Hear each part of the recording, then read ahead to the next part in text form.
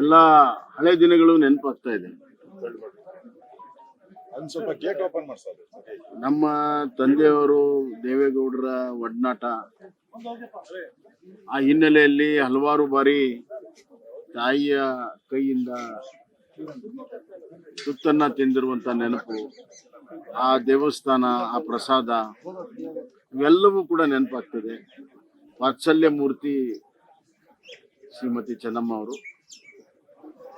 ಒಂದೇ ಒಂದು ಹೇಳಬೇಕು ಅಂತಂದ್ರೆ, ಆಸಿಡ್ ದಾಳಿ ಆದ ಮೇಲೆ ನಾವೆಲ್ಲ ಬಹಳ ಜನ ಇನ್ನೇನು ಚೇತರಿಸಿಕೊಳ್ಳಲ್ಲ ಅಂತ ನಾವು ತಿಳ್ಕೊಂಡಿದ್ವಿ. ಆದ್ರೆ ಅದು ದೈವ ಕೃಪೆ ಮತ್ತು ಅವರ ಆತ್ಮ ಸ್ಥೈರ್ಯ.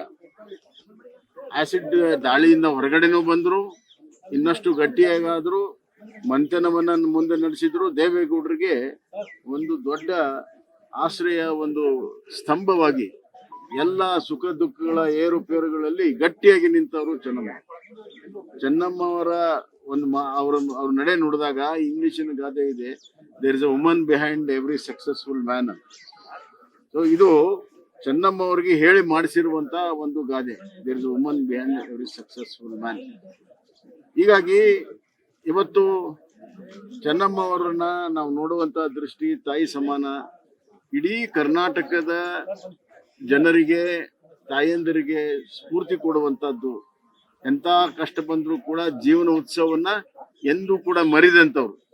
ಜೀವನ ಉತ್ಸವವನ್ನು ಯಾವಾಗ್ಲೂ ಇಟ್ಕೊಂಡು ಸದಾ ಸಕಾರಾತ್ಮಕವಾಗಿ, ದೇವೇಗೌಡರಿಗೆ ಹಿನ್ನಡೆ ಆದಾಗ್ಲೂ ಕೂಡ ಅವ್ರಿಗೆ ಸಕಾರಾತ್ಮಕವಾಗಿ ಧೈರ್ಯವನ್ನ ತುಂಬಿದ್ದು, ನಿಮ್ಗೆ ಒಳ್ಳೇದಾಗುತ್ತೆ ನಾಳೆ ಅನ್ನುವಂಥದ್ದನ್ನ. ಮತ್ತೆ ಅಮ್ಮ ಏನು ಪ್ರೆಡಿಕ್ಟ್ ಮಾಡ್ತಿದ್ಲು, ಏನ್ ಹೇಳ್ತಾ ಇದ್ಲು, ಅದು ಆಗ್ತಿತ್ತು. ಹೀಗಾಗಿ ಇಡೀ ಕರ್ನಾಟಕದ ತಾಯಿಯಂದರಿಗೆ ಒಂದು ಸ್ಫೂರ್ತಿ ಸೆಲೆಯಾಗಿ ನಿಂತಿದ್ದಾರೆ, ಮಾದರಿಯಾಗಿದ್ದಾರೆ. ಅಂಥವ್ರನ್ನ ಕಳ್ಕೊಂಡು ದೇವೇಗೌಡರ ಕುಟುಂಬ ಆಘಾತದಲ್ಲಿದೆ, ದುಃಖದಲ್ಲಿದೆ. ಅದ್ರ ಜೊತೆಗೆ ಇಡೀ ಕರ್ನಾಟಕದ ಜನತೆಗೂ ಕೂಡ, ವಿಶೇಷವಾಗಿ ತಾಯಂದರಿಗೆ ಬಹಳ ದೊಡ್ಡ ಒಂದು ಹಿನ್ನಡೆ ಅಥವಾ ಹಾನಿಯಾಗಿದೆ, ಸಹಿಸಲಾರದಂತ ನಷ್ಟ ಆಗಿದೆ. ಆ ಸಹಿಸುವ ಶಕ್ತಿ ಜನರಿಗೂ ಕೊಡ್ಲಿ, ಆ ಕುಟುಂಬದ ಸದಸ್ಯರಿಗೂ ಕೊಡ್ಲಿ. ಎಚ್ ಡಿ ಕುಮಾರಸ್ವಾಮಿ ಅವರು ಕೂಡ ಜರ್ಜರಿತರಾಗಿದ್ದಾರೆ, ಅವ್ರಿಗೂ ಕೂಡ ಆ ದೇವರು ಶಕ್ತಿ ಕೊಡ್ಲಿ ಮತ್ತು ಆತ್ಮಕ್ಕೆ ಶಾಂತಿ ಸಿಗ್ಲಿ ಅಂತ ನಾನು